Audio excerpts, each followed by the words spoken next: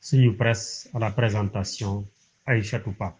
Bonjour, la recrudescence des accidents de la route et le dégel entre l'État et la presse sénégalaise est largement commentée par les quotidiens reçus ce vendredi. Encore 9 décès dans un accident entre Ndoulo et Khouroumbake. Le journal Tribune parle des centaines de morts entre chavirement de pirogue et accidents de voiture. Le quotidien Vox Pop abonde dans ce même siège 9 morts et plusieurs blessés dans un accident. L'horreur entre Ndoulo et Khouroumbake, un camion embouti, un car, 6 morts sur le coup et 3 autres un peu plus tard. La majorité des décédés sont originaires de Diourbel. Ils revenaient de funérailles à Touba, renseigne le journal. Le journal revient également dans ses colonnes sur les détails d'un double meurtre à la cité Ousmane Gom de Thiès. Un agresseur tue un jeune avant de se faire lyncher et brûler vif. Un Jakartaman tué et un agresseur brûlé vif à Thiès. Les détails d'un double meurtre, s'exclame le journal Rewmi Quotidien.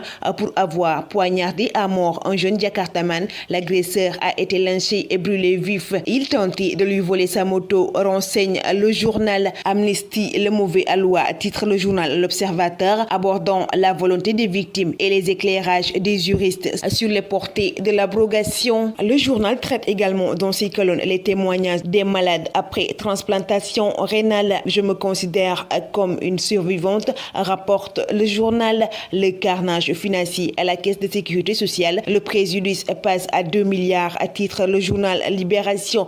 Chèque émis au nom de Holding Bob contrôlé par Thierno Birahim Bob, comptable à Wiltor puis au plateau et en faveur de la société. Promesse qui n'est pas souscription à la Caisse de sécurité sociale. Chèque à des particuliers sans lien avec la Caisse de sécurité sociale. Le quotidien Bës Bi Le Jour s'intéresse à la crise dans le secteur de la presse et met en première page dialogue à la une. Le président Bassirou Diomaye Faye pour un dialogue rénové de mesures de redressement appropriées. Le ministère de la Communication lance aujourd'hui la plateforme de recensement des médias par fond de dégel, titre le journal Sud Quotidien. Le chef de l'État appelle au dialogue rénové suite à la journée sans presse. Le journal Source A parle de buzz en père de la nation. Walf Quotidien parle de la dissolution de l'Assemblée nationale et titre à sa une les députés sur siège éjectable.